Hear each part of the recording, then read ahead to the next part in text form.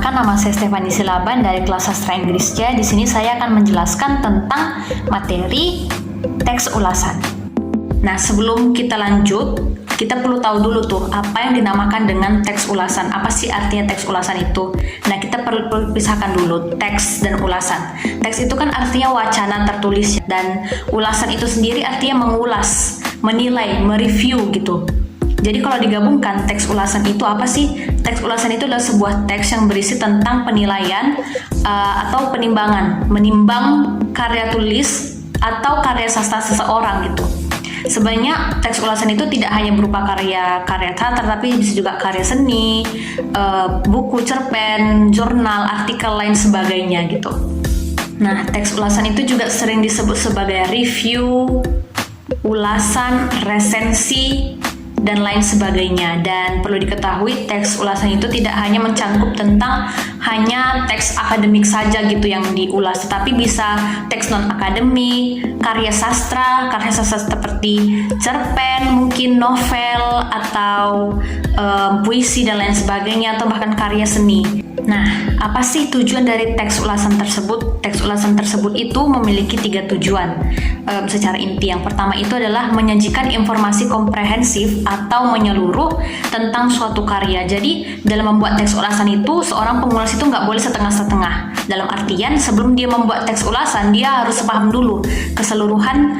Misalnya dia ingin mengulas sebuah buku gitu. Jadi dia harus paham dulu buku ini nih apa sih isinya gitu, kontennya apa sih yang ada dalam buku tersebut. Terus yang kedua itu mempengaruhi penikmat karya untuk memikirkan, merenungkan, mendiskusikan lebih jauh fenomena atau problema pada suatu karya. Maksudnya itu gimana sih? Jadi salah satu tujuan dari teks ulasan itu yang kedua itu, jadi si pengulas itu membuat si pembaca itu merenungkan gitu lebih jauh problema atau isu yang diangkat di suatu karya gitu.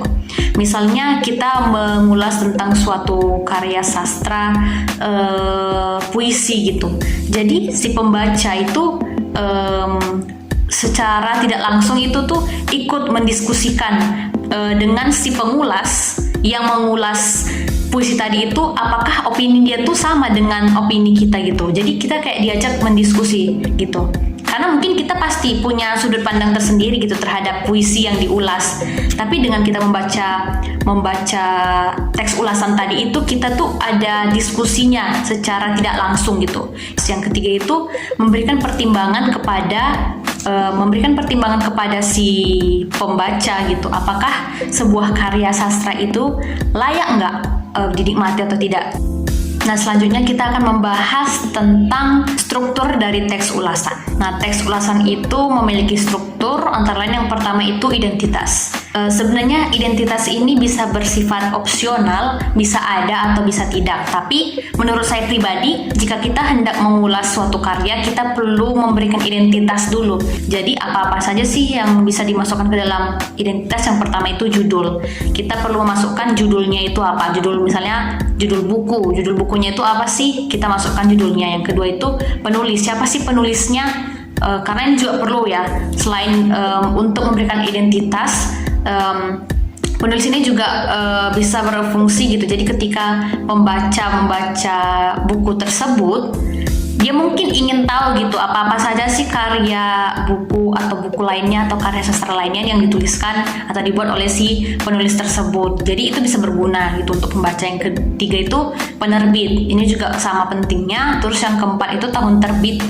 Ini juga perlu, penerbit dan tahun terbit, juga penulis dan judul itu bisa berguna khususnya jika mereka yang ingin membuat referensi untuk sebuah penelitian dan lain sebagainya. Yang kelima itu ada bahasa yang digunakan, kemudian ada warna sampul dan lain sebagainya. Yang kedua itu adalah orientasi. Orientasi itu adalah struktur yang kedua yang artinya pengenalan terhadap keseluruhan teks ulasan. Jadi orientasi ini memuat atau fungsinya itu adalah menyampaikan informasi tentang buku tersebut, terus memposisikan buku tersebut atau teks yang diulas tersebut. Dan yang ketiga itu untuk memberikan pendapat pengulas terhadap buku. Jadi misalnya nih, dalam orientasi tersebut, si pengulas tersebut itu bisa menjelaskan tentang siapa penulisnya, latar belakang si penulis apa, latar belakang pendidikannya bagaimana. Terus dia juga bisa mendeskripsikan secara umum dulu tentang buku yang diulasnya dalam orientasi tersebut. Yang ketiga yang menjadi struktur teks ulasan itu adalah tafsiran isi. Jadi tafsiran isi ini dia biasanya lebih ke bagaimana si pengulas itu bisa memberikan ringkasan terhadap isi dari buku yang diulasnya gitu. Yang keempat, struktur dari teks ulasan itu adalah evaluasi. Disinilah struktur di mana pengulas itu bisa memulai ulasannya terhadap suatu karya atau buku misalnya. Jadi di dalam evaluasi ini, si penulis teks ulasan itu bisa menjelaskan tentang kelebihan atau kekurangan dari buku, terus tentang kedalaman isi buku atau penilaiannya terhadap sampul dan lain sebagainya. Jadi perlu diketahui dia itu bersifat objektif ya. Dalam artian dia itu bukan berisi tentang kejelekan-jelekan gitu, kejelekan dari seorang pengulas terhadap buku yang diulasnya gitu, atau bersifat untuk merendahkan seorang penulis dan sebagainya. Tetapi evaluasi yang di sini itu memang dinilai secara objektif gitu. Jadi jika memang ada kekurangan, ya memang disampaikan kekurangannya menurut si pengulas. Jika ada kelebihannya gitu dari buku tersebut, memang disampaikan kelebihannya gitu. Jadi enggak yang seperti sembarangan saja, tetapi memang dinilai secara objektif. Dan struktur yang terakhir itu adalah rangkuman. Dalam rangkuman ini, si pengulas itu lebih menceritakan tentang kesimpulan dari hal-hal yang sudah dia jelaskan sebelumnya di dalam teks ulasan tersebut.